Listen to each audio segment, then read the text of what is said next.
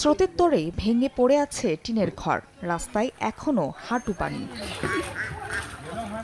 বন্যা পরিস্থিতির উন্নতি হলেও দুর্ভোগ কমেনি বানভাসীদের। পানি কমলেও ক্ষয়ক্ষতিতে নাজেহাল কুড়িগ্রামের নিম্নাঞ্চলবাসী। আশ্রয়কেন্দ্র থেকে ঘরে ফিরেও নেই স্বস্তি, এখনো ডুবে আছে সড়ক। সব মিলিয়ে ভোগান্তি চরমে পৌঁছেছে। নাহলে আমাদের কষ্ট হয় খুব, বাচ্চা কাচ্চা স্কুল যেতে পারে না, গার্জেনের কাজ করবে না। রাস্তাঘাট নষ্ট হয়ে গেছে, চলাচল অবস্থা আমাদের খুব দুর্ভোগ হয়ে আছে।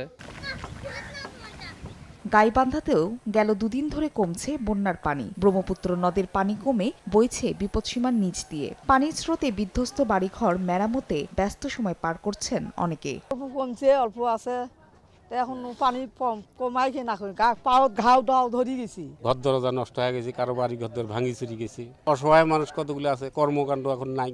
এখন জন্ম সনদ দিয়ে খোলো বিকাশ স্টুডেন্ট অ্যাকাউন্ট, নিজের বিকাশ নিজে কর। এছাড়া সিরাজগঞ্জ, সুনামগঞ্জ, জামালপুর, শেরপুর সহ অন্যান্য জেলাতেও সড়ক ও ঘরবাড়ি থেকে নামতে শুরু করেছে বন্যার পানি। ফাহরিয়া ফারজানা, সময় সংবাদ।